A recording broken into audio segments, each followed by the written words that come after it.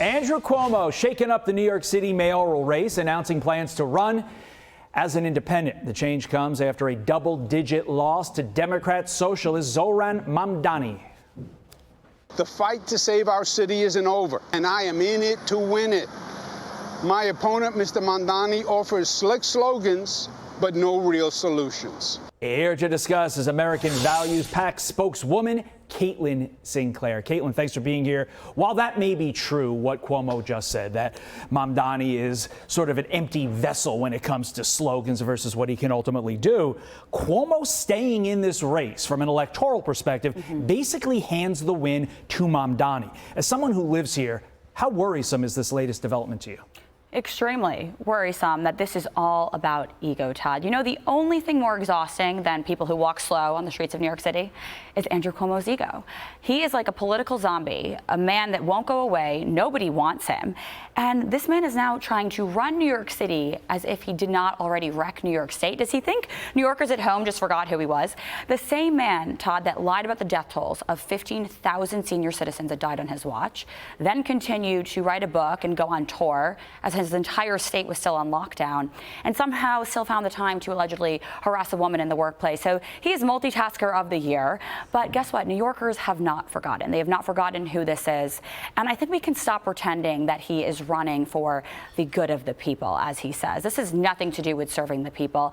I believe that Andrew Cuomo is only running because he cannot stand that his legacy has gone down to a headline and a scandal. This has nothing to do with redemption, because as you just alluded to, if it was, he wouldn't do this. He wouldn't do this to his party, to the people, because this splits the votes. This does not help us. This is about ego. And because of Andrew Cuomo's ego, I think New Yorkers will be pretty upset if we hand this election to a communist. Yeah, I think of those three individuals, Curtis Sliwa, Andrew Cuomo, and Eric Adams, you really can only have one. You can't have two. You definitely can't have three. You need one going up against Mamdani. Otherwise, you're going to get nuggets like this for the next 4 years. Let's take a listen to how he is blaming Trump for declining tourism in New York City. Watch. We know that his policies, they are not just disappearing our neighbors, detaining our friends.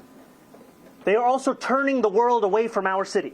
The rapid decline of tourists coming to this city is an issue not simply for us living up to our word as a city that welcomes the world, but it's one that has very real economic impacts.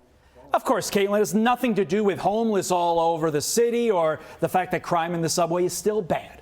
This is a classic sign of Trump derangement syndrome. I mean, everything seems to still be Donald Trump's fault somehow, Todd.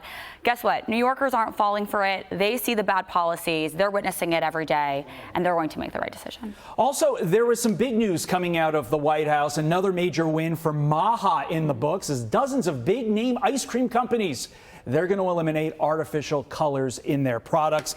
Just overall, when it comes to the ice cream, the snacks, to all the promises that this administration made during the campaign that they're now delivering on, what do you make of, for the first time, I think, in my life, definitely your life, we're seeing an administration keep their word?